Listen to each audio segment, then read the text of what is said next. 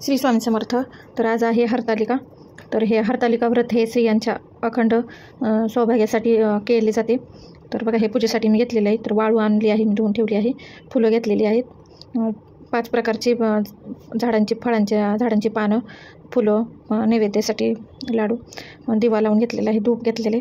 अशा प्रकारे मी सगळी तयारी करून घेतली आहे पहिलं, आणि 5 फळं जे भेटतील ते मी घेतली.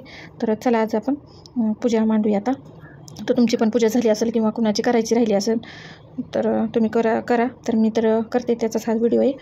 तर हे व्रत हे विवाहित स्त्रिया पण करतात किंवा मुली पण करतात. तर विवाहित स्त्री हा पतीच्या दीर्घ आयुष्यासाठी हे व्रत करतात, आणि अविवाहित मुली हे आपल्या चांगल्या पतीच्या प्राप्तीसाठी उपवास करतात. तर हे एक धार्मिक व्रत आहे की माझ्या आईपासून आणि खूप आधी पण काळापासून हे चालत आले आहे. तर मी पण हे करते आणि लग्नाच्या आधीपासून करते. तर पूजाविधी हे वाळूचे शिवलिंग बघा असं तयार करायचं, आणि ही प्रथा पहिल्यापासूनच आहे. तर सर्वजण वाळूचं लिंग करून, तर ह्या जया विजया ह्याला शाळुंका किंवा वालुका लिंग असंही म्हणतात. तर याची पण आपल्याला पूजा आणि मांडणी करायची आहे. तर हा उपवास दुसऱ्या दिवशी सोडला जातो. तर हरतालिका हे श्री पार्वती मातेचेच एक नाव आहे, आणि त्यांनी आपल्या प्रबळ इच्छेने खडतर तपश्चर्या करून श्री महादेवांना प्राप्त केले, याचीच ही आठवण म्हणून या व्रताचे आचरण केले जाते. आणि या हे व्रत हे दुसऱ्या दिवशी सोडतात. तर आज फलाहारच केला जातो, किंवा ज्यांना काही आजार वगैरे असतील, काही त्रास असतील तर त्यांनी खाऊन वगैरे पण हा उपवास केला तरी चालतो. तर हा दुसऱ्या दिवशी दही भात असं नैवेद्य दाखवून ही पूजा आपण पाण्यामध्ये वगैरे विसर्जित करायची आहे. तर हे झाल्यानंतर पूजा झाल्यानंतर हरतालिकेचे व्रतकथा ऐकायची किंवा वाचायची, असं यामागचं शास्त्र आहे.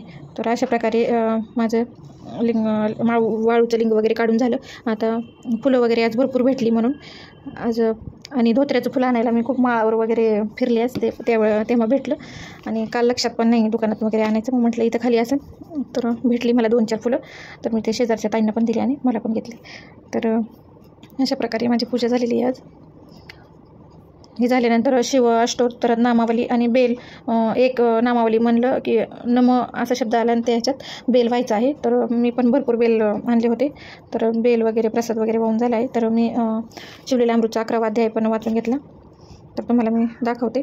तर हे 5 प्रकारची 5 पाणी म्हटलं असं ठेवण्यापेक्षा ग्लासात ठेवली तर जागा पण पुरेल एका पाटावरती, म्हणून मी असं एका ग्लासात ठेवलं आहे. तर आरती पण झालेली आहे आपली.